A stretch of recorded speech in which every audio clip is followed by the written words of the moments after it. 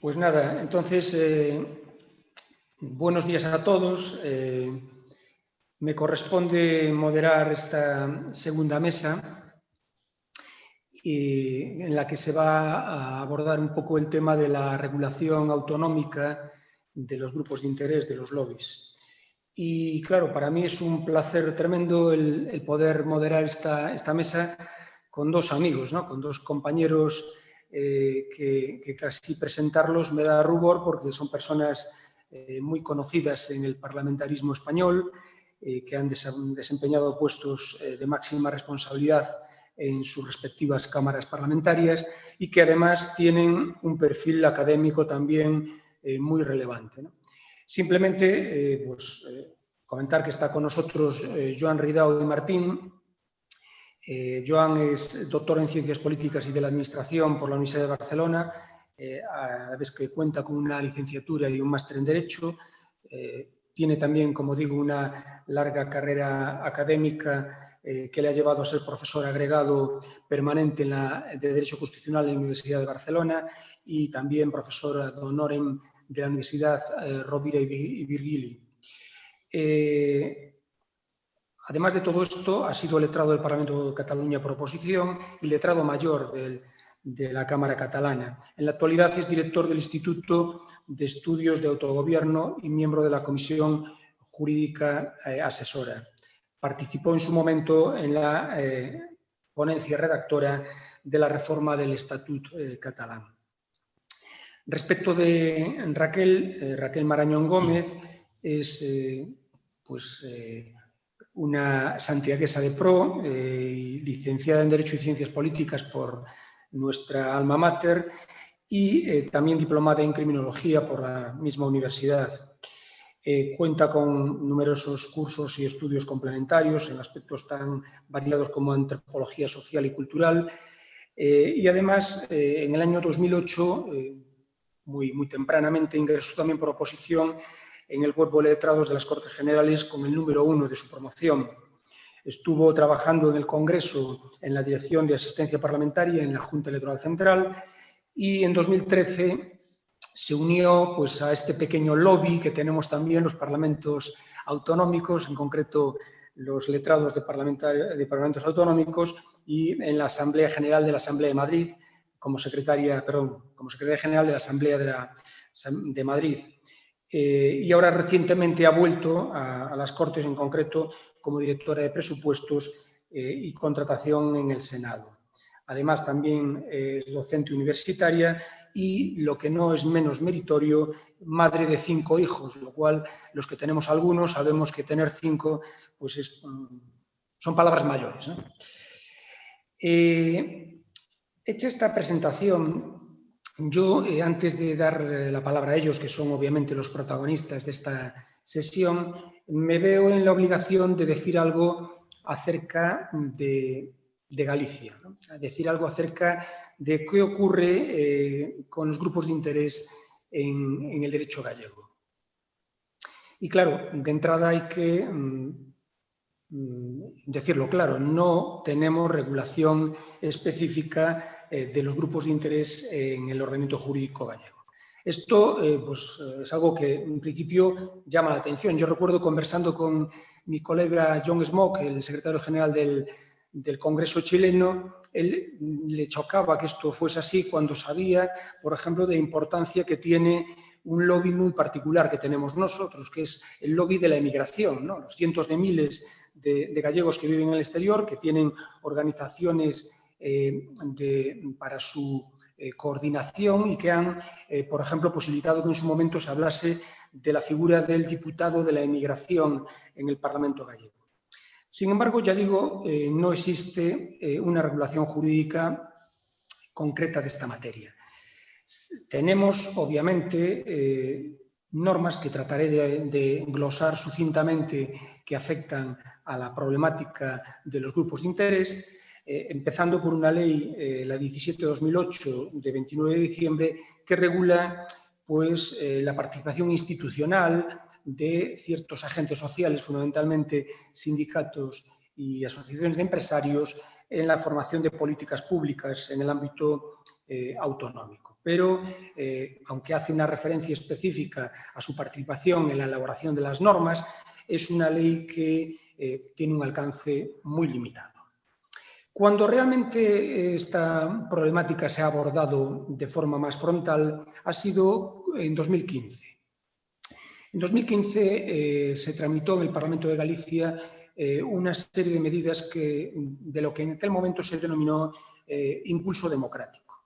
Bueno, en un momento, como todos recordamos, en el cual la lejanía de los políticos y de la sociedad estaba particularmente intenso, ¿no?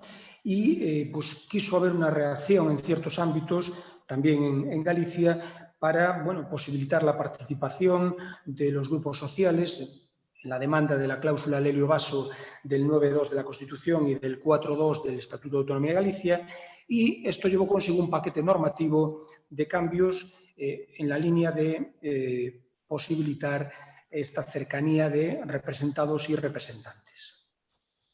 Una primera norma que se cambió y que, a mi juicio, tiene un alcance limitado, pero que ayuda a resolver o, por lo menos, a delimitar la participación de los grupos de interés en la financiación de los partidos políticos y en la financiación electoral, fue precisamente la modificación por la Ley 9/2015 de 7 de agosto de la financiación de los partidos políticos en Galicia y de sus fundaciones asociadas. Mucho más alcance, sin duda, tuvo la aprobación de la Ley de Transparencia de la Comunidad Autónoma, ¿no? Había un antecedente en 2008 de una Ley de Transparencia anterior, pero la Ley de Transparencia de 2016 tiene muchos más referentes que nos pueden ser de interés respecto del tema que nos ocupa. Por ejemplo, aborda directamente la cuestión de la regulación de la huella legislativa, ¿no? Efectivamente, esta ley establece la obligación de que en las páginas web de la Administración Autonómica, con motivo de la tramitación de proyectos legislativos y proyectos de reglamento, quede constancia de las distintas aportaciones que se hacen por grupos sociales, por todo tipo de operadores jurídico-políticos en la materia. Una regulación claramente insuficiente, pero que supuso un primer aspecto valorable en esta materia. Lo que no aborda esta ley y que tampoco, como señalaré posteriormente, se recoge en la regulación parlamentaria, es una regulación en relación con la huella legislativa de las reuniones que puedan tener los lobbies, los grupos de interés con los parlamentarios. Esta es una cuestión que nos ha llevado a más de un disgusto a los parlamentos autonómicos en relación con las valoraciones que anualmente hace Transparencia Internacional de nuestras actividades, ¿no? Una de los reproches que casi todos los parlamentos no cumplíamos era que Transparencia Internacional exige pues, que se publique en las páginas web la agenda en definitiva de los parlamentarios de una forma cerrada. Claro, se publican las reuniones oficiales de los parlamentarios, incluso, por ejemplo, las del presidente de la Cámara, pero no hay una constancia específica de las reuniones con lobbies, por ejemplo, por mandato legal, por ejemplo, en Galicia. Otro aspecto muy importante de este paquete normativo de 2015 fue la aprobación y actualización de una ley de participación en el Parlamento, reguladora también de la iniciativa legislativa popular. Esta ha sido una vía bastante exitosa para favorecer la interacción de grupos de interés con la Cámara Legislativa gallega. Es más, se ha creado no solo un lobby legislativo, por la gran facilidad que hay para presentar iniciativas legislativas en este ámbito en Galicia, que se ha reducido notablemente el nivel de firmas para su presentación, sino incluso podemos hablar de un lobby de impulso, porque nuestro Parlamento es de los pocos que permite la presentación por parte de personas físicas o jurídicas de iniciativas de impulso, de proposiciones no de ley ante la Cámara. Menos alcance ha tenido lo que podemos llamar un lobby rogatorio, porque preguntas ante la Cámara de Iniciativa Popular se han tramitado muchas menos, parece ser menos atractivo para los grupos de interés. Bueno, es también una regulación tangencial, no va de lleno a la problemática de los lobbies, pero sí que favorece la interacción entre la Cámara y los grupos sociales y de interés. En el ámbito de la reforma reglamentaria que también se llevó a cabo en 2015, se pueden destacar un par de artículos que ha incorporado nuestro reglamento. En primer lugar, se establece que en el artículo 115.3 que las ponencias en el trámite del procedimiento legislativo puedan escuchar a personas expertas y representantes de colectivos sociales, vía que no se ha usado en demasía en nuestra Cámara, ¿no? Sí es cierto que somos un Parlamento con gran utilidad, con gran uso de las comisiones de estudio, y ahí numerosos lobbies, numerosos grupos de interés deponen su criterio ante la Cámara, pero no con motivo de procedimiento legislativo. Donde sí que nos hemos situado un poco en una línea avanzada ha sido nuestra reforma que incorpora la obligación de que nuestro portal de transparencia, artículo 66 bis del reglamento, publique toda la información que exige al Ejecutivo la Ley de Transparencia con carácter general y, además, toda la información que se deriva de las previsiones reglamentarias. Y muy en concreto, y esto es importante respecto de la cuestión de la huella legislativa, nuestro reglamento obliga, y así lo hacemos, a que se publiquen todas las votaciones, el sentido de todas las votaciones que hacen todos los diputados en nuestra página web, en la línea, por ejemplo, que contiene el artículo 214, en fin, de la proposición de reforma del reglamento del Congreso de los Diputados. En esto vamos nosotros por delante de la Cámara Baja. Sucintamente, decir que sí ha habido debate sobre los lobbies y los grupos de interés en el Parlamento de Galicia. Lo ha habido porque se debatió el 26 de marzo de 2019 una proposición de ley del Grupo Parlamentario Socialista que proponía regular esta cuestión. Es cierto que es una proposición, o fue una proposición rechazada y muy limitada porque solo afectaba al ámbito del Ejecutivo, dejaba fuera al Parlamento de su regulación y pretendía unos objetivos muy mínimos: crear un registro de grupos de interés, coordinar con el comisionado de transparencia, que en nuestro caso es el Valedor do Pobo, ese registro y la actuación de los grupos de interés. Regulaba la huella normativa, pero solo respecto de proyectos de ley, lo cual a mi forma de ver, al menos en Galicia, es un problema, porque en Galicia se aprueban muchos cambios legislativos por proposiciones de ley e incluso por enmiendas del grupo mayoritario a proyectos de ley, con lo cual quedaba incompleta la huella legislativa de esas normas, y establecía un régimen sancionador. Una proposición que no me voy a detener aquí, pero que tenía una defectuosa técnica normativa, incluso a mi juicio tenía problemas en cuanto a la base competencial con la cual se quería ejercitar. Problemas de técnica normativa por repeticiones en algunos artículos, incluso proponía algo que por desgracia ahora estamos acostumbrados, pero que es un auténtico disparate constitucional, y es la entrada en vigor instantánea de la norma. Es decir, decía que se entraría en vigor el mismo día de su publicación, lo cual obviamente no es un ejemplo de buena técnica normativa ni de respeto del principio de seguridad jurídica. ¿Qué podemos hacer entonces en Galicia con las normas que tenemos aprobadas respecto de los grupos de interés? Bueno, podemos hacer algunas cosas. Tenemos un comisionado de transparencia, lo he dicho antes, el Valedor do Pobo, que puede vigilar por las obligaciones del Ejecutivo en esta materia y de sus miembros. Tenemos un Consejo de Contas, un Tribunal de Cuentas Autonómico, que tiene una sección de prevención de la corrupción y que tiene en su artículo 5 bis de la Ley 685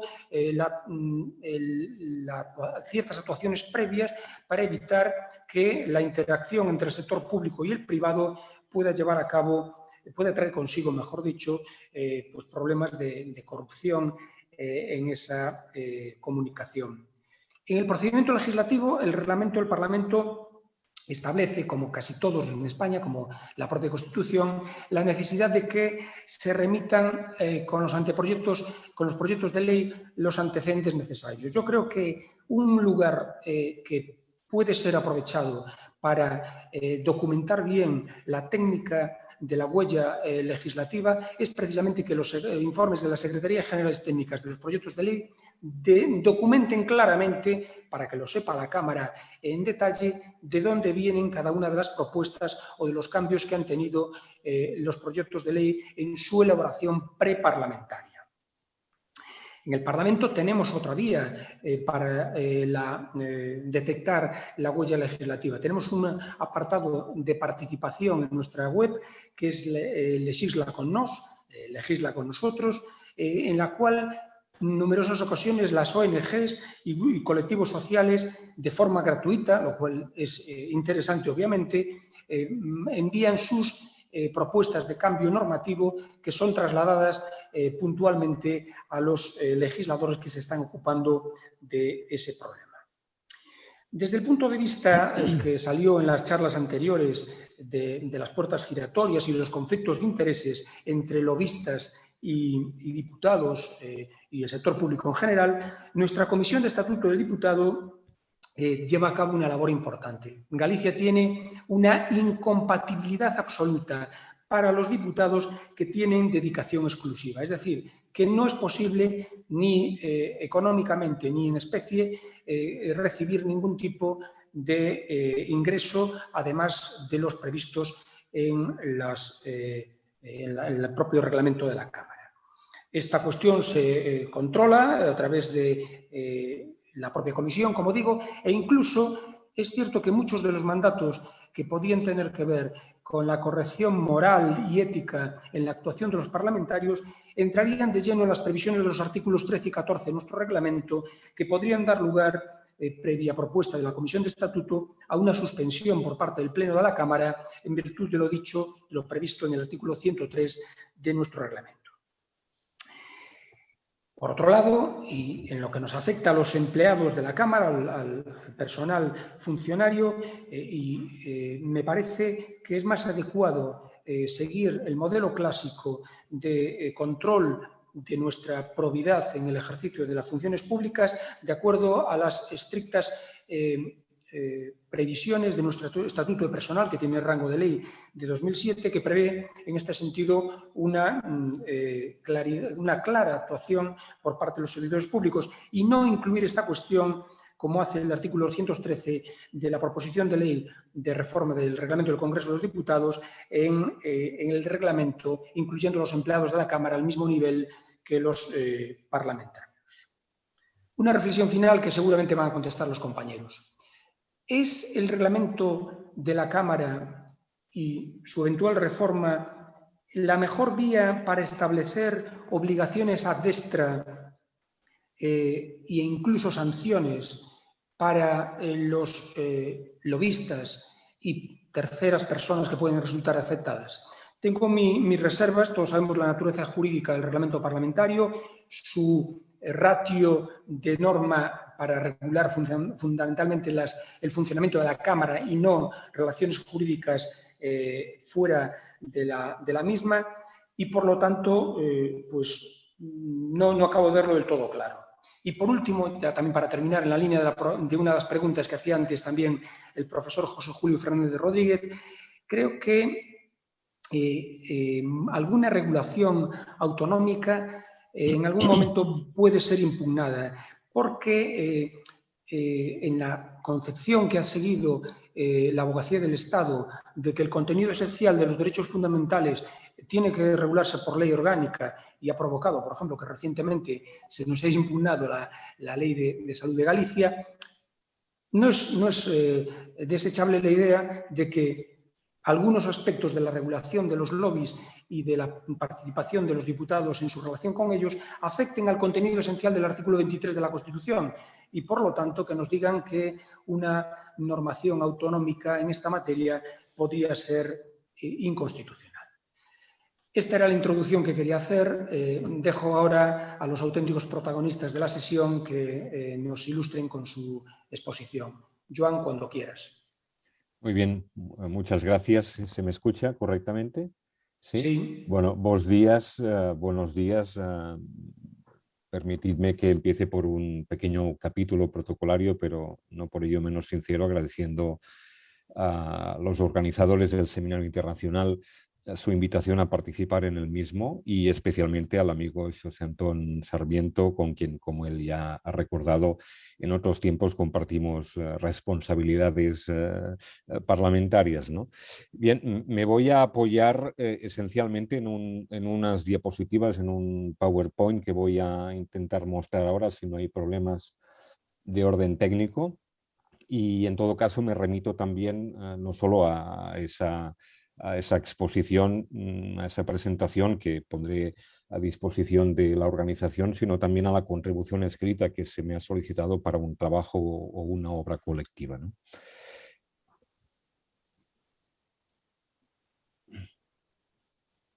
¿Se ve bien? ¿Sí? Bien.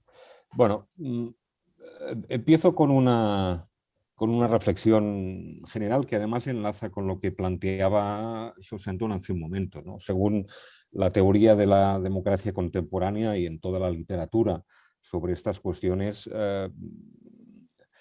se desprende claramente que cualquier gobierno abierto que aspire a unos altos estándares en términos no solo de transparencia y de participación, sino también de regulación de una actividad de influencia como la de los lobbies, necesita una regulación específica, ¿no? Porque que un determinado sector económico, ONG o el tercer sector, por ejemplo, tenga interés en una futura normativa y en una decisión relevante que puede afectarle, pues no deja de ser algo natural, ¿no? Otra cosa es que debe quedar claro lo que está permitido y lo que no en esa interacción, como decía Sarmiento antes, ¿no? Para no comprometer obviamente el interés general y también, ¿por qué no?, para generar recíprocamente confianza entre todos los actores, ¿no? Y ¿por qué no?, también para mejorar la reputación o la imagen pública de los lobbies, de los grupos de presión que son percibidos normalmente como algo negativo, ¿no? Además, se trata de una exigencia, de un requerimiento que deriva, en primer lugar, de una percepción social en el papel poco creciente, pero ya no lo sé tanto porque si vemos una serie estadística de encuestas, por ejemplo, del CIS sobre el tema de la corrupción, evidentemente en esa prelación o jerarquía de preocupaciones sociales la corrupción ha ido oscilando entre los primeros puestos, ahora no tanto, pero lo cierto es que este es un tema relevante y que inquieta y preocupa a mucha gente, pero también deriva de los requerimientos que vienen de organismos internacionales, la OCDE, Greco, el Grupo de Estados contra la Corrupción del Consejo de Europa o también de organizaciones como Transparencia Internacional. En definitiva, esa regulación es vista como un antídoto contra prácticas espurias, la financiación irregular de partidos políticos, las puertas giratorias de las que antes se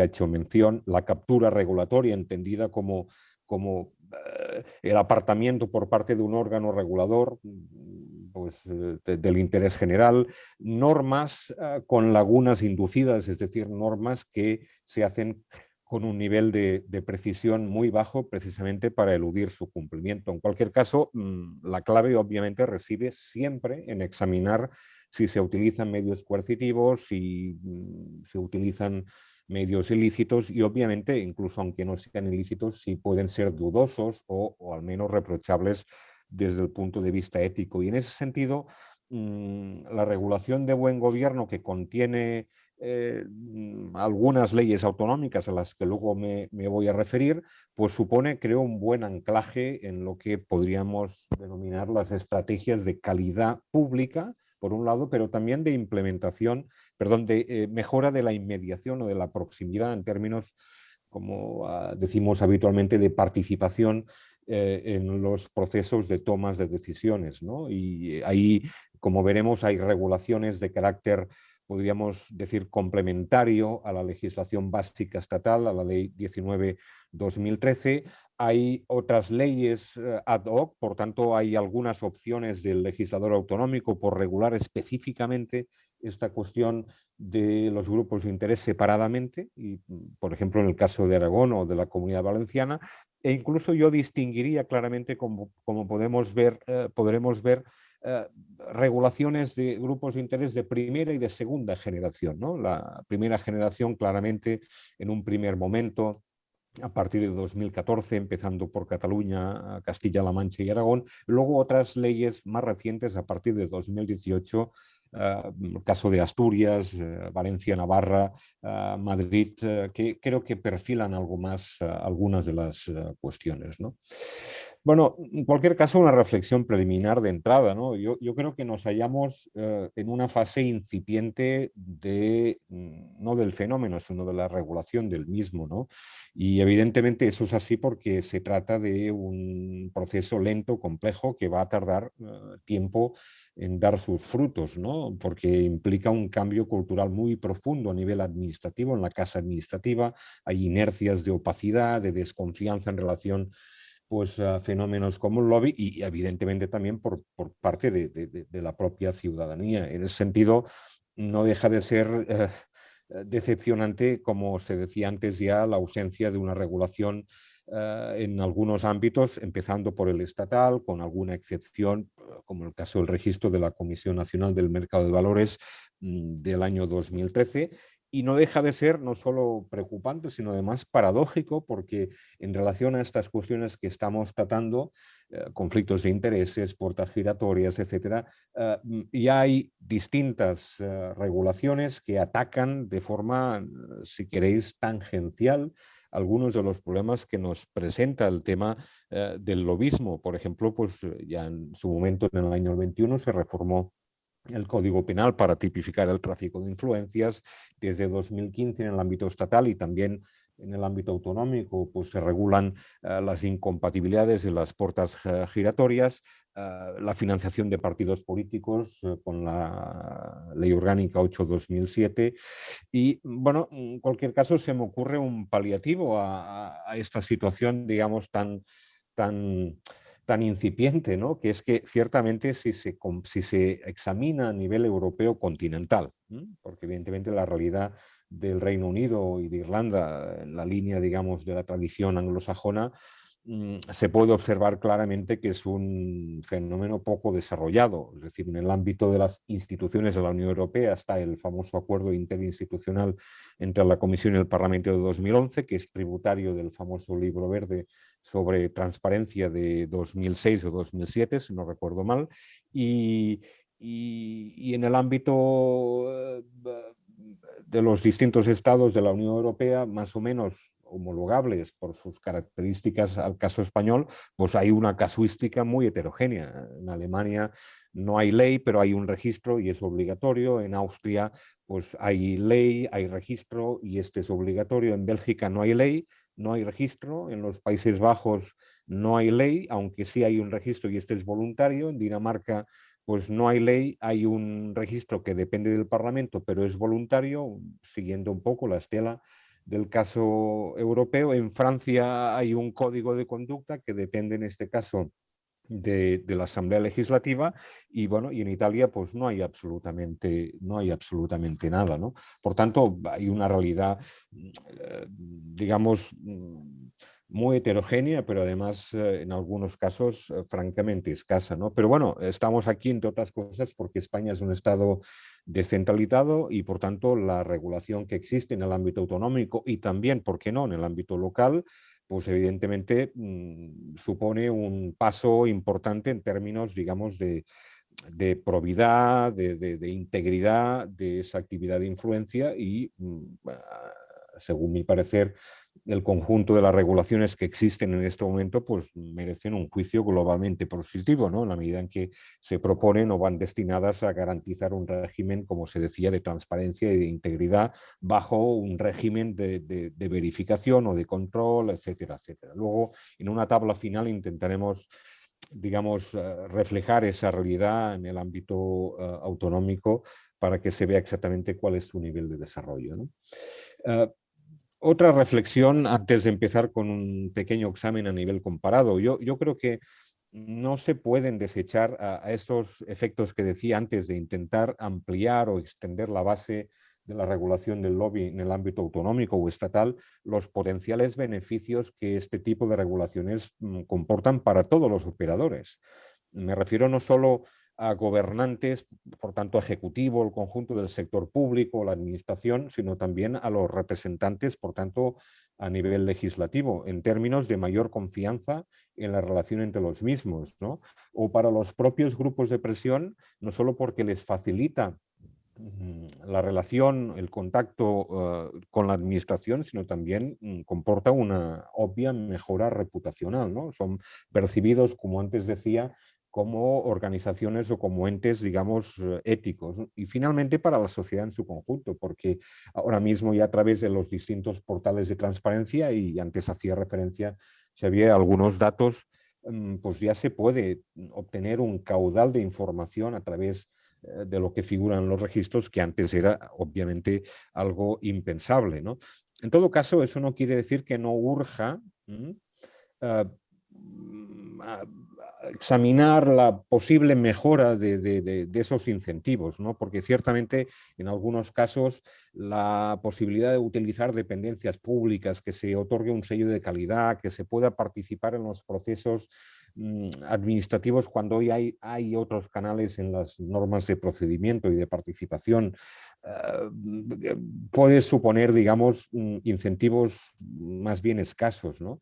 En todo caso, lo que sí se observa desde la praxis en el ámbito autonómico, pero también de forma informal en el ámbito estatal, es que hay una creciente profesionalización del lobby y el in-house lobby que dicen los anglosajones, ¿no? Por ejemplo, en estas consultoras que han ido proliferando, que tratan los temas de public affairs y por tanto cuestiones de orden regulatorio en el ámbito financiero, energético, farma, qué sé yo, etcétera, ¿no? Aunque también se observa que las grandes corporaciones, por tanto las que están en el IBEX 35, tienen otros canales informales de relación con la administración, ¿no? Y en todo caso, quiero decir con esto que es necesario no solo ponderar positivamente esta cuestión, sino también mejorar en la medida de lo posible. Yo creo que requiere un esfuerzo tenaz para mejorar los medios materiales, para mejorar la información también de los propios lobbies y del conjunto de la ciudadanía, teniendo en cuenta, como decía antes, las inercias atávicas de la casa administrativa y, por tanto, las dificultades que se observan para extender el fenómeno del lobby y su regulación, ¿no? Bueno, algunos rasgos comunes muy rápidamente de las leyes autonómicas, ¿no? A grandes trazos, estas leyes autonómicas incorporan elementos comunes que, de hecho, siguen un poco la matriz o el esquema que diseñó la ley catalana en 2014, por tanto, se define o se incluye una noción o una definición de grupo de interés, porque obviamente no en vano todo grupo de presión es un grupo de interés, pero no todo grupo de interés es un grupo de presión y por tanto eso es lo que intentan precisar algunas leyes en sus definiciones, pero también en el ámbito subjetivo, como veremos. También las leyes contemplan un ámbito de aplicación con un punto de conexión a nivel territorial. Como elemento más destacado, crean los registros, en todos los casos públicos y obligatorios, se somete a los lobbies a un código ético que normalmente es común, pero puede ser, según alguna ley, ampliable a instancias del propio lobby y, en fin, también un régimen de sancionador con algunas infracciones y obviamente sanciones normalmente de carácter económico, pero también de expulsión o de suspensión de la presencia del lobby en el registro, ¿no? Decía que este es un esquema que se ha venido replicando desde la ley catalana del 2014, inicialmente por Castilla-La Mancha y Aragón, pero también por las regulaciones de segunda generación, aunque estas es lo cierto que aportan algunas novedades, como en el caso de Asturias o el caso de Valencia, que incorporan también en la regulación de los grupos de presión, pues la huella normativa, a la que antes Sarmiento ya ha hecho referencia insistentemente, también la participación en procesos de elaboración de normas y también una regulación sobre la publicidad de los contactos. En todo caso, de todas estas cuestiones comunes, el elemento más relevante obviamente es el tema del registro, ¿no? El tema del registro, que es la opción que, como decía antes, ya hizo en su momento pues, la Unión Europea con el Acuerdo Institucional de 2011, y a través del registro obviamente tenemos un vehículo o un instrumento para dar a conocer las personas o las entidades que ejercen influencia en todo tipo de toma de decisiones, por tanto de políticas, normativas, etcétera, ¿no? Las leyes fijan un contenido mínimo de ese registro, todas coinciden en eso, hay una taxonomía o una, digamos, una tipología de distintas categorías de lobbies, normalmente en el articulado, pero también de forma prolija en algunos anejos o anexos de las leyes. Hay un código de conducta mínimo que puede ser, como decía antes, ampliable, y un sistema de control normalmente a cargo del propio órgano encargado del registro. Y finalmente hay también algunas normas que regulan la colaboración interregistral. Me explico, es decir, evidentemente el registro no solo es privativo en muchos casos, como decía, de la administración o del sector público, sino que se extienden al ámbito local, incluso al ámbito legislativo, ¿no? Hubo un lío, porque no se puede decir de otra forma, con la ley catalana que estableció la obligación de los entes locales de crear un registro propio. Y finalmente, visto el desaguisado y las dificultades, porque obviamente la realidad es muy heterogénea en términos demográficos, administrativos, etcétera, finalmente a través de un decreto ley y de forma urgente se modificó la ley para crear un registro centralizado. Por tanto, se habilita a los entes locales para crear su propio registro, pero eso no es preceptivo, no es necesario, porque se puede tener acceso a los datos que ofrece el registro general. Bueno, esa es la opción que hizo finalmente el legislador catalán, el legislador material catalán, y luego validó el Parlamento, y que finalmente también han acogido la mayoría de leyes, ¿no? Bien, entrando con un poco de detalle en alguna regulación, ya he dicho que en el caso de Cataluña la ley 2014 de transparencia pues incorporaba la regulación pionera de esta cuestión de los lobbies, ¿no? Esta es una regulación, aunque me voy a extender un poquito en ella, esencialmente porque muchas de las cuestiones que planteaban o las dudas que se planteaban en su momento luego fueron reflejadas o solucionadas en buena parte por regulaciones posteriores. Bueno, pues esta regulación, quizá por ser muy temprana, adolece de algunas falencias o algunos errores, evidentemente, en algunos capítulos, como el ámbito subjetivo y, como antes decía, en el tema de la interconexión registral, con ese decreto ley que se aprobó en el año 2015. Y es una ley, además, luego desarrollada de forma muy completa por un decreto de 2015, ¿no? Bueno, en cualquier caso, el título cuarto de la ley incluye pues, la creación de ese registro público.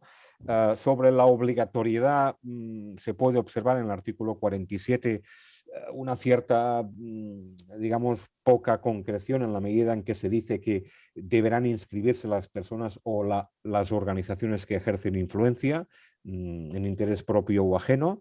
Bueno, esa es una redacción distinta de la que hacen otras leyes, donde el término obligatorio aparece de expressis verbis, y es una redacción tributaria un poco de las dudas que tenía el legislador catalán, que, insisto, fue pionero en esta cuestión, en relación con un derecho que figura, un derecho no fundamental, en el artículo 105 de la Constitución, donde ya se garantiza a las organizaciones pues su derecho a ser recibidos, a audiencia, a participar en los procesos de elaboración de normas, acceder a los registros, etcétera, etcétera. Uno de los argumentos que fue objeto pues, de un dictamen del Consejo Consultivo en relación al decreto que desarrolló la ley es si eso podía ser discriminatorio, el hecho de favorecer o introducir elementos, digamos, de privilegio o de mejoras, digamos, en el tratamiento de algunas entidades como las inscritas, a diferencia de aquellas otras que no lo están, ¿no? En el ámbito subjetivo, pues bueno, se incluyen las entidades, organizaciones y personas que realizan actividades susceptibles de influir en las políticas públicas, en la elaboración de normas, leyes, disposiciones generales. Y ahí quizá la nota más destacada es que hay una ausencia de una nota que luego sí que nos aparece en otras leyes posteriores, que es la nota del profesionalismo. Es decir, la mayoría de leyes posteriormente, yo diría que todas, después de la catalana, claramente aparece esta exigencia, digamos, de profesionalización, o si no la exigencia, porque también aparecen otros tipos de entes, sí, la definición de algunas entidades u organizaciones como lobbies de carácter profesional, ¿no? Se incluyen también un amplio abanico de excepciones que luego también se van repitiendo, como veremos en otras regulaciones autonómicas, por ejemplo, pues las actividades de conciliación o de mediación, la defensa de intereses en el procedimiento puramente administrativo, el asesoramiento jurídico, etcétera, ¿no? Y claro, en ese contexto hubo críticas tanto a nivel consultivo como a nivel legislativo, en el debate o en la tramitación del proyecto de ley. Evidentemente a esa ausencia de la nota de profesionalización, que luego de una u otra forma fue subsanado con el decreto que desarrolla la ley, también se criticó a ese amplio espectro de posibles excepciones, porque parecía una puerta para la huida del registro, pues, de bufetes de abogados, asesores y consultores, contratistas, concesionarios, etcétera, etcétera. Y luego incluso se llegó a proponer en el debate, pues, la posibilidad de condicionar el acceso al registro, mejor dicho, la obligación de registrarse, dependiendo de los niveles de ingresos de cada uno de esos entes o lobbies, ¿no? Bueno, el contenido del registro, luego lo veremos en todos los casos, pues contiene una regulación ordenada por categorías de personas y organizaciones, el código de conducta común, el sistema de control y de fiscalización, es decir, los mecanismos de denuncia con una amplia legitimación para denunciar, y finalmente también un sistema de publicidad para que figuren las reuniones, las audiencias, los contactos con los diputados, ¿no? Por lo que se refiere a las obligaciones de los declarantes, pues bueno, en el artículo 50 se establece, pues, la obligación de aceptar que la información que se facilite se haga pública, que se proporcione una información veraz y obviamente que se someta el lobby al régimen de control, ¿no? En el caso catalán hay un régimen sancionador muy gravoso, todas las infracciones son muy graves, y además con una cuantía muy onerosa, es decir, no distingue, y esa es una de las críticas que se le hizo a la ley y que no se enmendó. No se enmendó en ningún caso, es que no se distinguen entre las infracciones, digamos, derivadas de una mera diligencia, falta de diligencia leve, de otras más graves, por ejemplo, el hecho de olvidarse de actualizar periódicamente los datos del registro. Y finalmente, por lo que se refiere a la gestión, pues bueno, se prevé en la ley la colaboración con el Parlamento de Cataluña, porque como luego veremos en una disposición adicional de la ley, se mandató a la Cámara para disponer de una regulación propia por la vía de la reforma al reglamento. Y hay un aspecto polémico que luego también veremos en algún otro caso, como es el hecho de que la dependencia del registro se atribuye orgánica y funcionalmente a una dirección general que está en el Departamento de Justicia actualmente, que es la Dirección General de Derecho y Entidades Jurídicas. ¿Por qué? Porque esa misma dirección general es la que se encarga del registro de asociaciones y de fundaciones, y se podría potencialmente producir un conflicto de intereses en la medida en que algunas de esas asociaciones y fundaciones, ¿por qué no?, pueden actuar también como lobby, ¿no? Bien, hacía referencia al caso del Parlamento de Cataluña y, como decía, una disposición adicional, la quinta G de la ley del 2014, pues mandató la reforma al reglamento. El Parlamento se lo tomó muy en serio, porque lo cierto es que modificó el reglamento con mucha celeridad. Añadió un título, el título sexto del reglamento, y la mesa ha adoptado desde esa fecha distintos acuerdos que están aquí relacionados y que afectan obviamente al proceso de inscripción, derechos, deberes, códigos de conducta, etcétera, un poco replicando los términos de la legislación general. El órgano encargado de ese registro del Parlamento es el Departamento de Gestión Parlamentaria, algo, digamos, cuestionable en la medida en que es el departamento que se encarga del registro de las iniciativas, etcétera, bueno, de las comisiones, etcétera. Bueno, y el Parlamento hizo una llamada inicialmente a casi 500 entidades con las que compartió esa regulación y a las que invitó a registrarse. Y bueno, en este momento me constan que hubo casi 500 solicitudes atendidas, aunque debo reconocer que, digamos, este es un registro que hoy por hoy es de una más bien escasa operatividad, ¿no?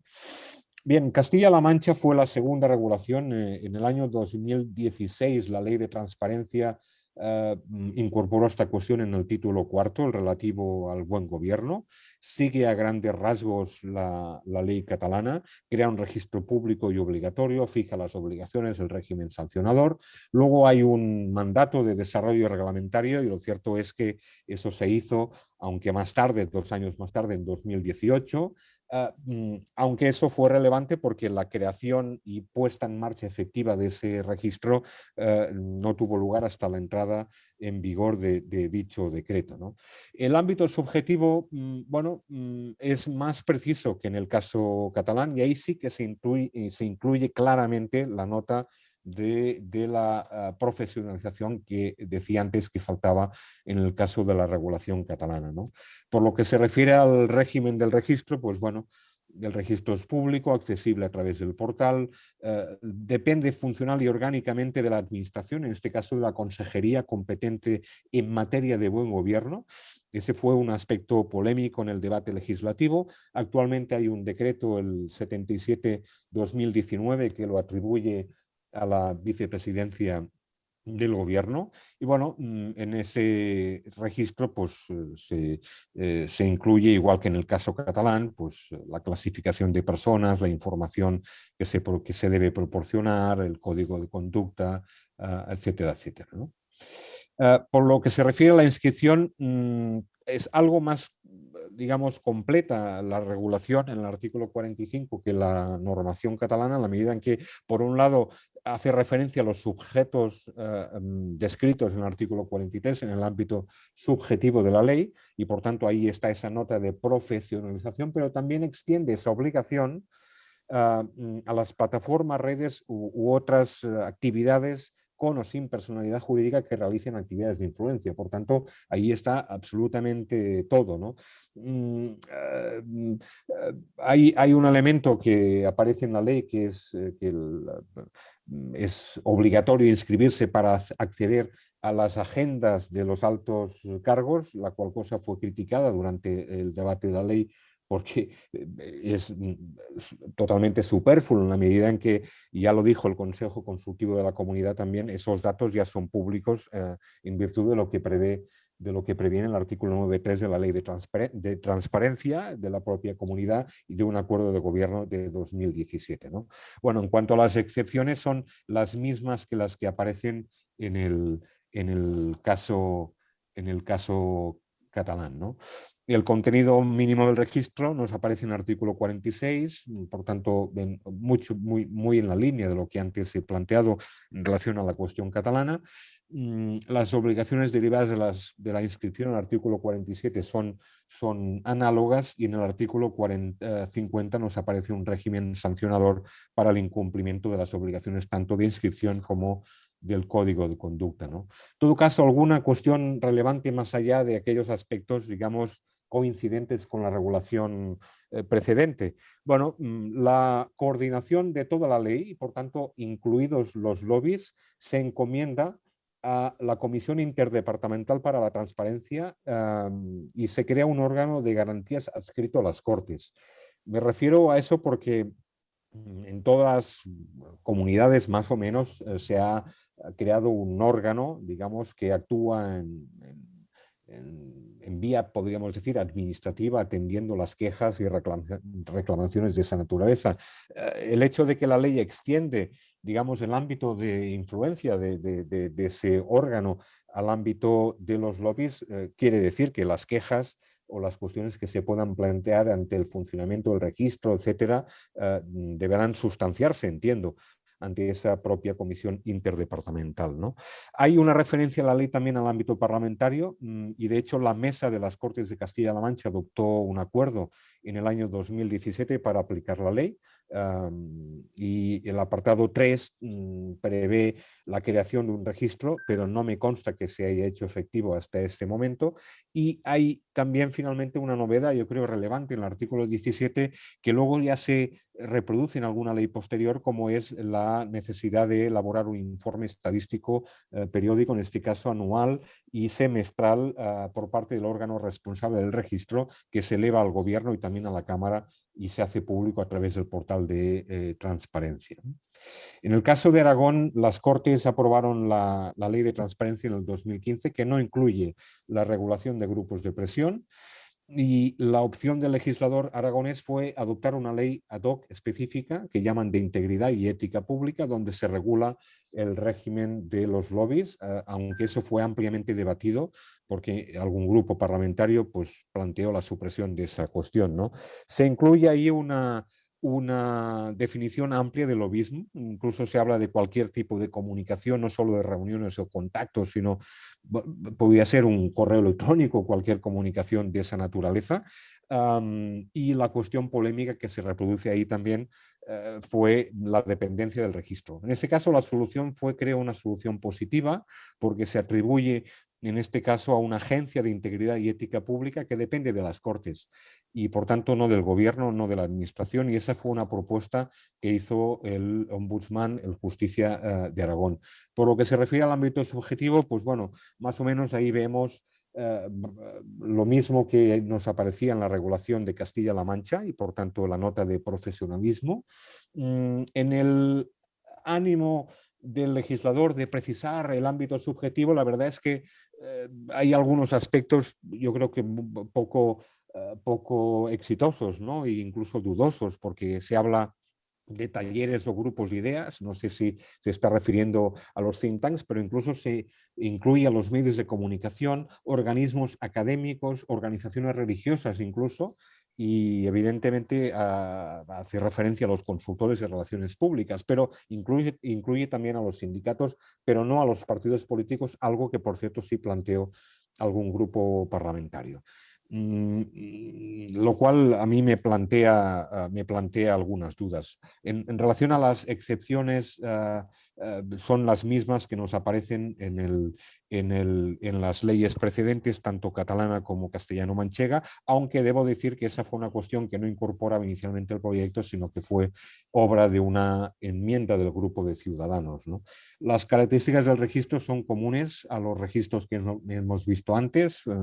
El registro es público, la inscripción a instancia de parte es obligatorio, aunque este es un extremo, por cierto, que fue incorporado ya en la fase más avanzada de la tramitación de la ley. El régimen jurídico se difiere a un reglamento de organización y funcionamiento de la agencia, que no me consta hasta este momento, y luego hay una referencia también al código de conducta, ¿no? El caso de Navarra es también un caso curioso porque Navarra fue la primera comunidad que dispuso de una ley de transparencia en 2012, de transparencia y de gobierno abierto. No contemplaba los lobbies. En junio de 2016, en el contexto en que otras comunidades como Castilla-La Mancha y Cataluña antes ya habían dispuesto de regulaciones propias, se debatió una proposición no de ley para modificar esa ley. Era una PNL muy sucinta, no fue tomada en consideración, una proposición de ley muy sucinta, no fue tomada en consideración e incluso contó con un informe desfavorable del gobierno foral, ¿no? Pero luego ya finalmente en 2018 se adoptó una ley de transparencia nueva que derogó ampliamente la ley del 2012, donde se incluye ya la regulación de los grupos de interés. Bueno, el ámbito subjetivo en esa ley es muy parecido al que aparece en los casos de Aragón y en el caso de Castilla-La Mancha, sobre todo, y el registro es de naturaleza pública, ¿no? La ley del Principado de Asturias del 2018 contiene una regulación, obviamente, de los lobbies, por eso me voy a referir, pero además es coherente con la rúbrica de la propia ley y es de las pocas donde aparece claramente destacado que va a regular los grupos de interés, ¿no? La definición y el ámbito subjetivo es mutatis mutandi, lo mismo que nos aparece en otras regulaciones anteriores. En todo caso, aunque sigue la estela, dicho, de esas regulaciones, lo cierto es que hay alguna precisión, alguna acotación o alguna mejora, por ejemplo, en relación a la definición de todo el ámbito subjetivo del sector público asturiano, que aparece de forma muy detallada o muy precisa en la ley, ¿no? Las características del registro las mismas que ya conocemos: registro público, obligatorio, en este caso adscrito al gobierno a través de la Dirección General competente en materia de participación ciudadana. Los requisitos son los mismos, el régimen sancionador más o menos en los mismos términos, y quizá la novedad más destacada es que es la primera ley donde ya nos aparece aquella cuestión que Sarmiento trató al inicio de su intervención, que es el tema del expediente de huella en la actuación pública, que esa es la denominación que adopta la ley como garantía de la trazabilidad de los cambios que introducen las normas en su elaboración, y con la obligación o la prescripción de detallar de forma comparada todas las versiones de los textos normativos desde la fase de borrador hasta la fase definitiva, y por tanto dejando muy claro los cambios que se han operado durante su negociación. El caso de la Comunidad Valenciana, y voy acabando, el Pleno de las Corts debatió una PNL en 2016 que fue aprobada. Bueno, hubo un debate muy intenso. El Grupo Parlamentario Popular expresó reservas muy poderosas que luego trasladó también al debate de la ley, pero no fue hasta 2018 que se reguló la actividad de los grupos de interés con una ley ad hoc, con una ley específica. Esta es una de las comunidades que optó, en este caso, por no regularlo en el ámbito del buen gobierno, en las leyes de transparencia, ¿no? En la definición del ámbito subjetivo nos aparece, pues, prácticamente lo mismo que en otras regulaciones anteriores, aunque vuelve un poco al esquema catalán porque no nos aparece ahí la nota de profesionalismo, ¿no? Aunque luego sí se precisa mucho el abanico o el espectro de posibles excepciones de inscripción del registro, ¿no? Y en ese caso nos aparecen, pues, las corporaciones de derecho público, los colegios profesionales, los partidos políticos, etcétera, etcétera, ¿no? Bueno, el registro es un registro público, gratuito, los requisitos son los mismos: código de conducta, obligaciones y derechos, régimen sancionador, y ahí también nos aparece la cuestión de la huella normativa en los términos más análogos, más bien parecidos a lo que hemos visto en el caso asturiano. Y quizá la otra novedad importante a destacar, pues, es la llamada regulación de la participación previa de los lobbies en los anteproyectos y decretos del Consell. Bueno, el objetivo, se dice, es mejorar la calidad normativa, evitar obviamente la litigiosidad posterior, y se dice que es compatible con los trámites de audiencia y participación, como no podía ser de otra forma, que ya prevén las leyes de procedimiento y las leyes de transparencia y de participación.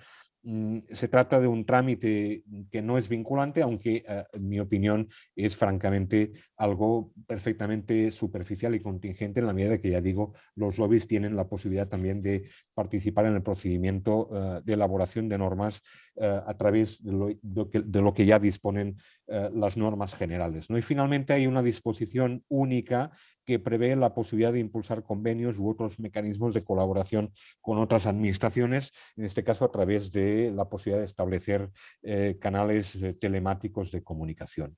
Voy a dejar el tema de Madrid porque Raquel, con mucho más conocimiento de causa, quizá va a hacer referencia a esa regulación, y acabo con algunas cuestiones de carácter general que se pueden extraer de este examen muy rápido y acelerado, por cierto, de la regulación autonómica de los lobbies, ¿no?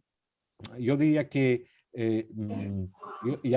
yo diría que tanto las recomendaciones internacionales como la praxis ponen de relieve la necesidad de contar con un concepto más robusto, más claro y más preciso de grupo de interés, y creo que incluso las excepciones que contemplan algunas leyes pueden constituir una vía de huida y de opacidad de los lobbies. En segundo lugar, hay que atacar la cuestión de la eventual mejora de los derechos y ventajas que supone la inscripción. Para mí, los incentivos que hay ahora en la mayoría de regulaciones no son suficientes, y una posibilidad sería, por ejemplo, estudiar la posibilidad, digamos, de regular de forma diferenciada los lobbies más importantes de aquellos que no lo son tanto. Por tanto, que haya cargas distintas y, por tanto, no hacer tan gravoso para los lobbies, digamos, más modestos la obligación de inscribirse. Habría que regular también de forma conexa con lo que prevé,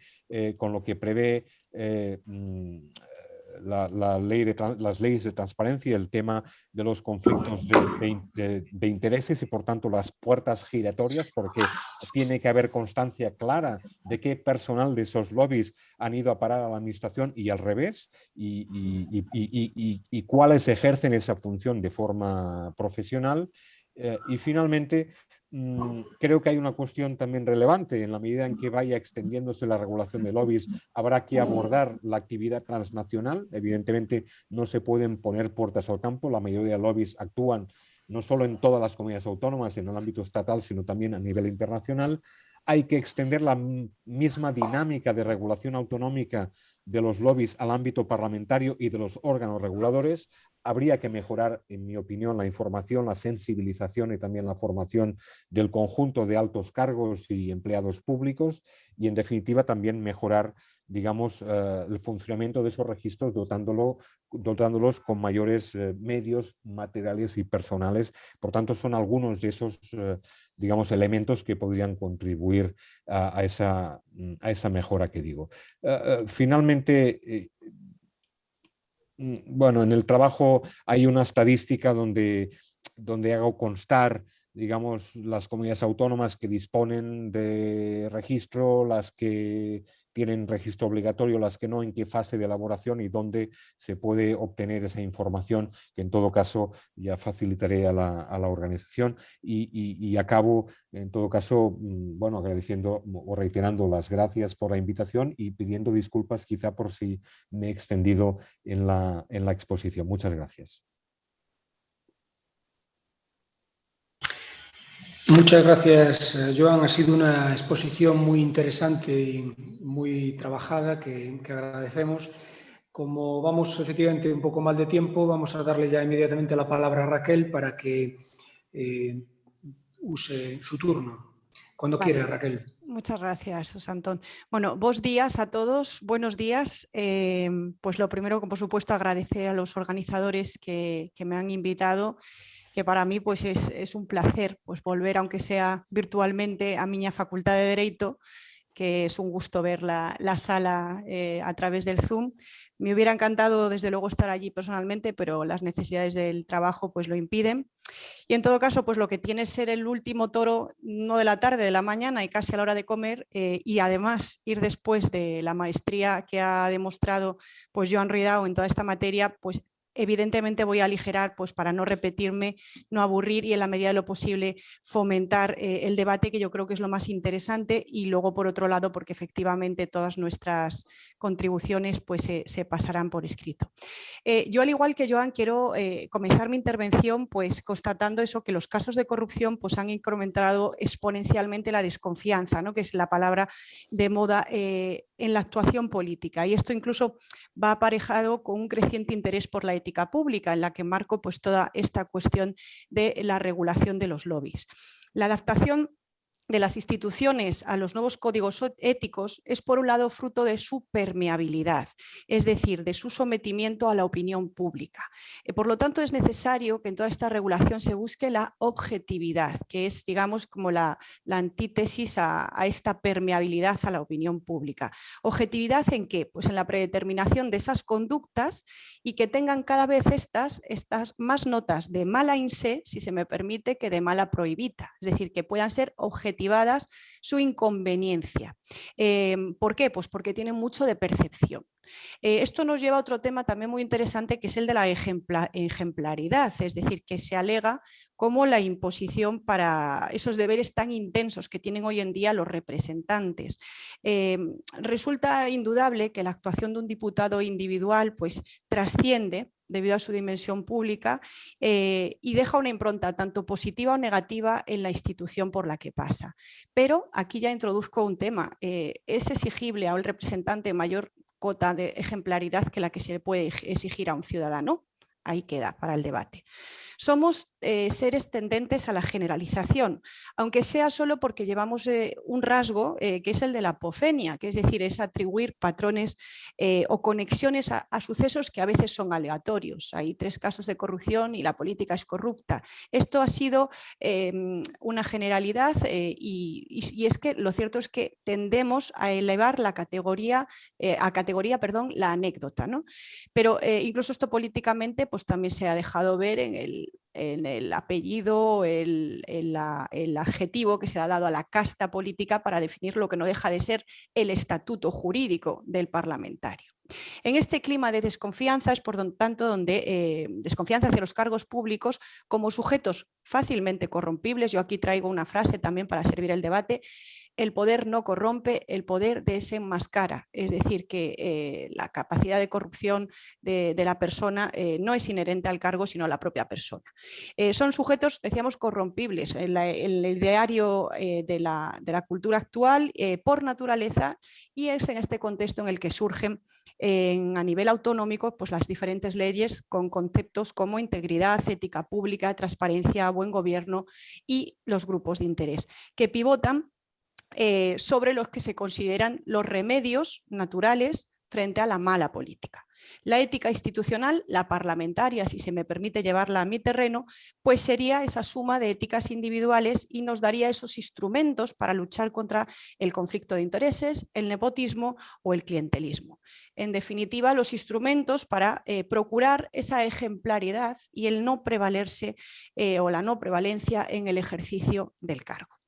En este contexto, los lobbies son, en ese imaginario, unos tentadores, son los que pueden corromper al cargo público. En una política consumista como la que tenemos, los términos de la videopolítica de Sartori, pues si se me permite, la del titular, el eslogan sencillo, pues el equivalente, y así pues me lo he permitido poner por escrito, de los lobbies son los influencers, ¿no? Pues estos son los influencers de la política.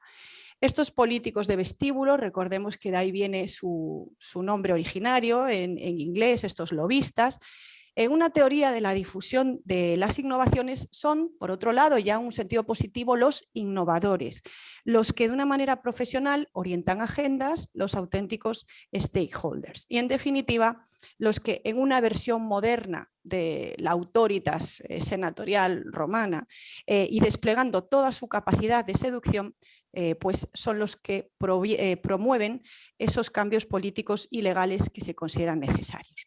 Las normas autonómicas estudiadas y magistralmente expuestas por Joan delimitan y definen esa actividad de lobby. Las notas características o comunes que en ellas se encuentran pues son ese ejercicio de una comunicación directa o indirecta, y eso por ejemplo lo matiza de una manera muy concreta la normativa madrileña.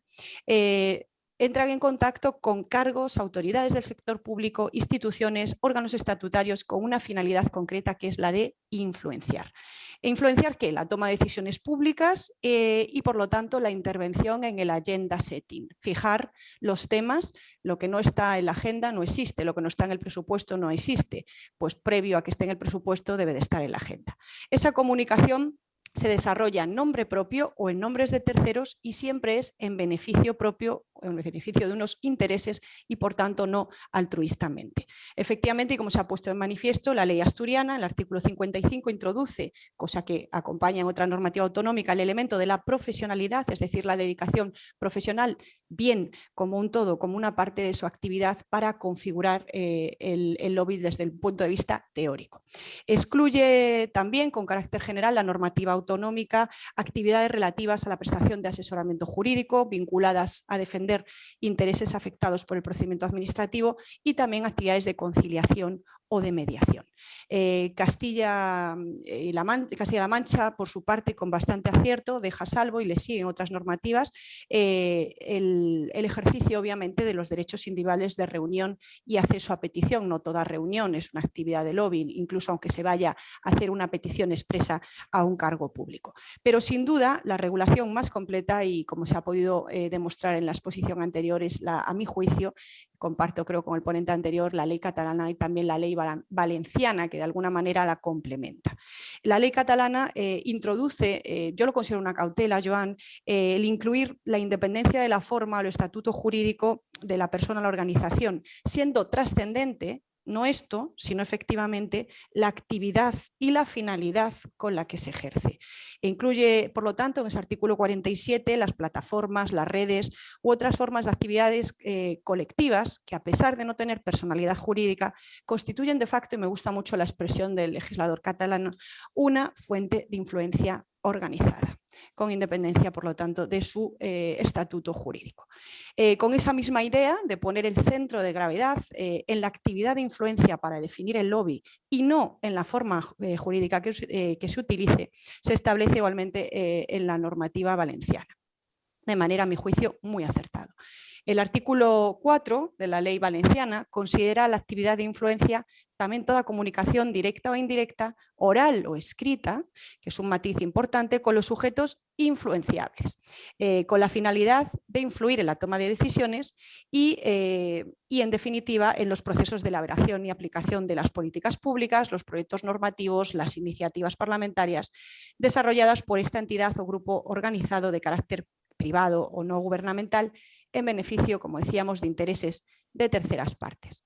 Se refirió Joan, en este caso sí que tengo que repetirme un poco porque creo que es trascendente, no tienen consideración de actividad de influencia, las reuniones y los actos de carácter meramente protocolario, las actividades también que puedan ser realizados por entidades privadas pero en ejecución de funciones públicas o de prestación de servicios públicos cuando estos vengan además determinados por una norma, la intervención en procesos de participación públicos que sean previstos expresamente en una normativa o en un reglamento y la participación en órganos colegiados de consulta y participación de la administración en este caso, pues la Valencia hace referencia a su estructura, a la Generalitat, y del sector público instrumental regulados por normas legales o reglamentarias. En definitiva, es un más de las tradicionales exclusiones del asesoramiento, de la mediación y de la conciliación. En este sentido también tenemos que indicar que también de manera muy acertada la ley valenciana incluye una serie de categorías de grupos de interés que si realizan alguna de esas actividades de influencia deben de ser expresamente, aunque no sea lo habitual, contemplados como lobistas. En este caso, pues las consultorías de relaciones públicas, los representantes de organizaciones no gubernamentales, las empresas, las asociaciones industriales o profesionales, los colegios profesionales, los sindicatos, las organizaciones empresariales, los talleres, grupos de ideas, despachos profesionales, organizaciones religiosas y académicas y, por lo tanto, como decía, categorías son muchas y posibles y no siempre son las que al imaginario cuando pensamos en el lobby nos vienen a la cabeza a raíz de lo que acabo de comentar, pero que con gran acierto se procede, digamos, a esta tipología, números clausus, pero ciertamente con una apertura en su voluntad de determinar cuáles pueden ser esos sujetos que pueden realizar ese ejercicio de lobismo, ese ejercicio de influencia en los cargos públicos.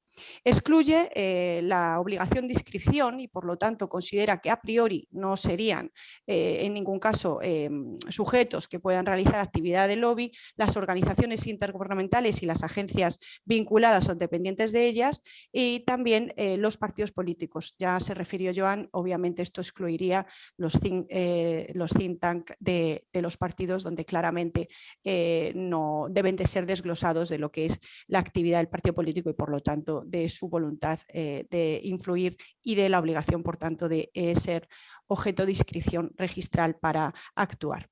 Con un principio de mínima intervención también se excluyen a las personas físicas que actúen respecto de asuntos que no impliquen intereses económicos individuales que por su dimensión o por su relevancia sean significantes.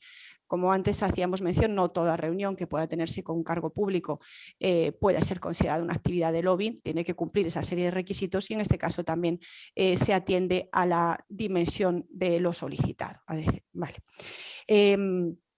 Tal y como podemos extraer de la lectura de las diferentes exposiciones de motivos, estas normativas nos indican que asistimos, y estamos obviamente de acuerdo, a un irreversible cambio de paradigma entre las relaciones del poder con la sociedad, en las que la opacidad y el hermetismo arcana imperi pues, ha dado paso a una visibilidad y a una exposición pública, en consonancia con lo que podemos denominar una nueva cultura de la integridad.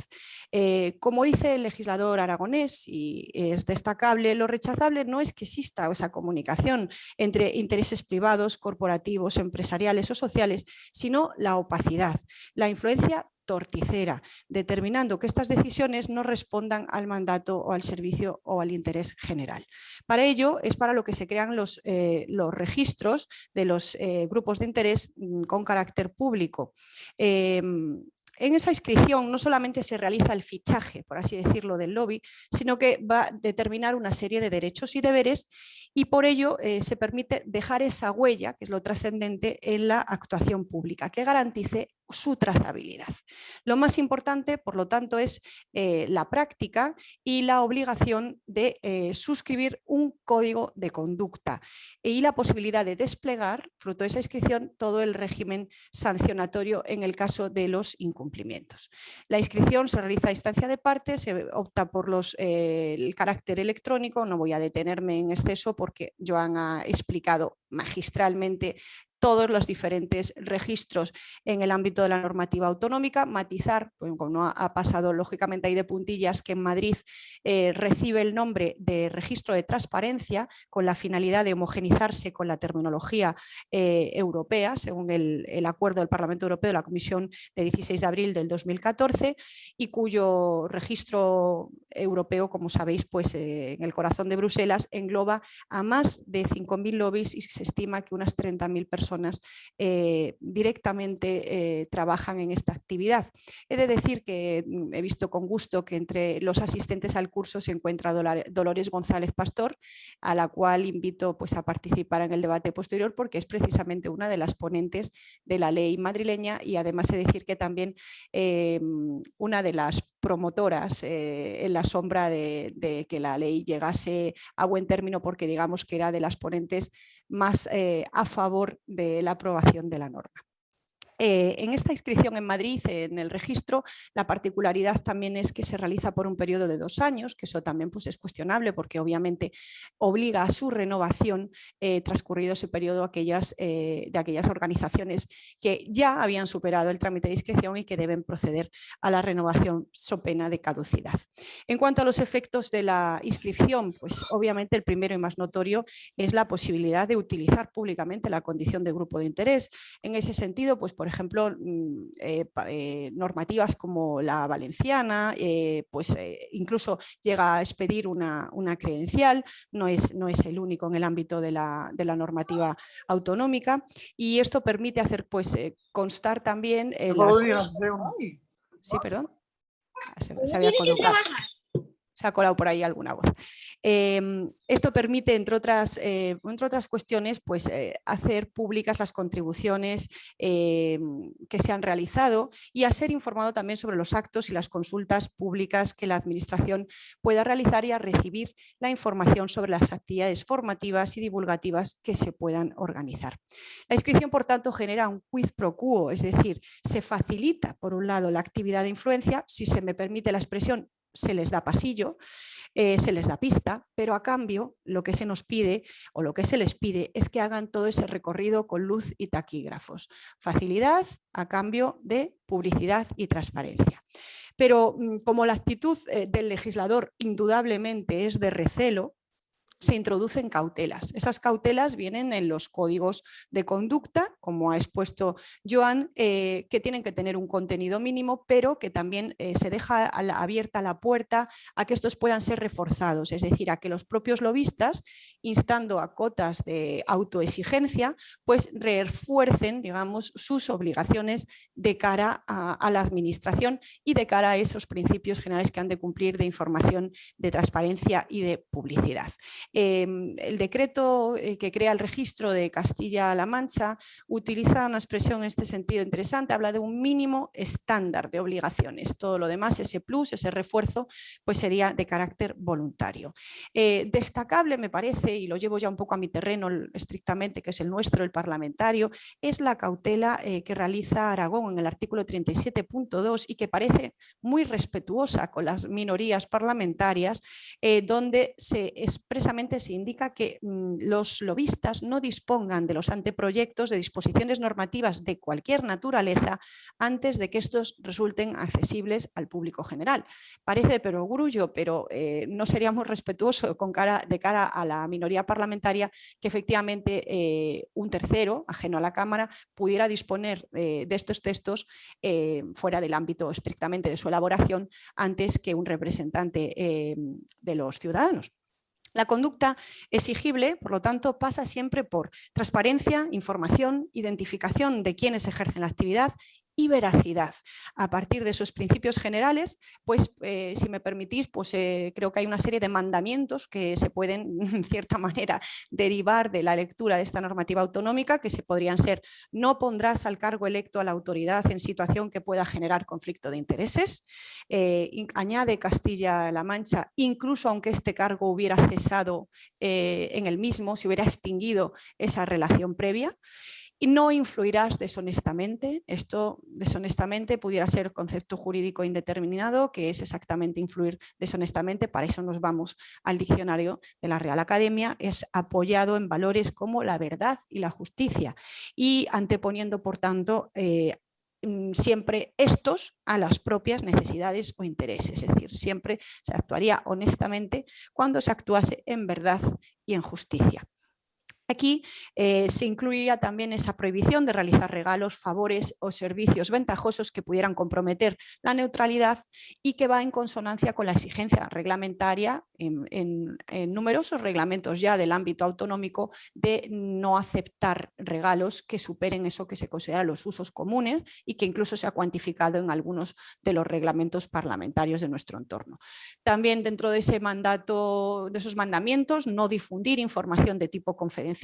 Bueno, aquí también la primera consideración es que pueden acceder a la información de carácter confidencial. Bueno, si pudieran acceder, que ya por sí pues, es dudoso, pues en todo caso deberían obviamente guardar la debida confidencialidad.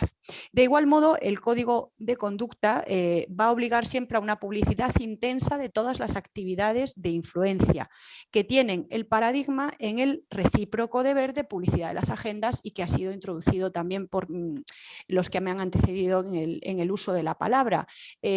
Publicidad de las agendas, que no solamente obviamente son actos de carácter institucional que puedan tener sus señorías, sino también específicamente esas reuniones, que es además lo trascendente y lo que sirve para esta función de control. En el ámbito de Madrid, como sabéis, pues me congratulo que en el periodo en que yo fui secretaria general teníamos en el ranking de transparencia internacional el puesto número 1, se articuló de una manera sencilla y los diputados, evidentemente con diferente grado de compromiso, pero sí volcaban sus agendas a través de una aplicación y esto era subido a la web y por lo tanto no solamente cumplíamos con el punto de transparencia, sino que verdaderamente dábamos una información sin en ningún caso obviamente tener los medios para llevar a cabo un control de la veracidad de la misma, es decir, es lo que ellos reportan y se responsabilizan de lo que reportan. Igualmente esto supone aceptar un régimen de control y fiscalización y someterse, en su caso, al régimen disciplinario y sancionador por incumplimiento. Dentro de este régimen disciplinario se tipifican, como también ha podido relatar Joan anteriormente, conductas en función también de si es cargo público o si es grupo de interés el que con su actuación pues, ha socavado la cultura de la transparencia y de la ética pública. Se ha incumplido alguno de esos mandamientos a los que antes me he referido. Las faltas se penan generalmente con suspensiones que pueden pues eso, oscilar directamente de una suspensión corta en el tiempo o directamente proceder a la extinción y por lo tanto a la imposibilidad de volver a ejercer debido a la cancelación de la inscripción como lobby. Sí me resulta interesante la pena de boletín en este caso y la destaco, es decir, el hecho de que sea el cargo público el que haya incumplido esa obligación de transparencia, pues en este caso la condena, instruido el procedimiento, puede ser publicada en el boletín oficial y por lo tanto puede ser muy persuasiva para alguien que tiene que someterse al escrutinio público en las urnas, ¿no? Cuando puedas, Raquel, cuando sí. puedas, vete terminando. Sí, termino. Bueno, igualmente, pues destaco 3 ideas últimas del ámbito parlamentario, lo acerco un poco más. Totalmente de acuerdo sobre la necesidad de la huella, el expediente de huella que introduce Asturias, que Galicia también tiene y que también tiene Madrid en su artículo 16, donde se quede reflejo de todas esas posibles versiones y las modificaciones para que el ciudadano pueda conocer quién ha propiciado los cambios en los textos legislativos. También lo tiene en este sentido la ley valenciana, en el artículo 18, aunque habla de un informe de participación. Y a mí me resulta, lo introdujo Joan, un poco más curioso el tema de la participación previa en la normativa reglamentaria que pueda establecer el Consell y que se hace, como bien decías, al tiempo que se posibilita la participación ciudadana, obviamente, es decir, es que si no se da audiencia y se permite de una manera reducida exclusivamente a un grupo de ciudadanos porque sea lobby, pues podríamos entrar en un cierto conflicto. En este caso, como decías, es no vinculante, pero hay una obligación de motivar de una manera muy tasada el por qué te separas de ese proceso de participación. Y esto a mí, como letrada parlamentaria, me introduce cierto desasosiego porque el gobierno no tiene que separarse, no tiene que motivarse si se separa, pues por ejemplo, de la mayoría parlamentaria o de una opinión de un grupo parlamentario. Basta simplemente con que indique su voluntad de no aceptar una enmienda, por ejemplo, y luego el resultado es el de la votación, pero no tiene una especial obligación de motivación. Luego, obviamente, en la Asamblea de Madrid sí destacar que fruto de la ley madrileña y también de la reforma reglamentaria que se hizo en el año 2019, existen mecanismos de participación contemplados reglamentariamente para personas físicas y jurídicas residentes en la Comunidad de Madrid y que son tanto las preguntas ciudadanas con respuesta oral en comisión, como por otro lado las propuestas ciudadanas que van en la línea un poco, Antón, de lo que tú manifestabas, de las PNLs, pero que no obstante siempre van a estar mediatizadas por un grupo parlamentario porque tiene que asumirlas como propias, cabe la posibilidad de presentación.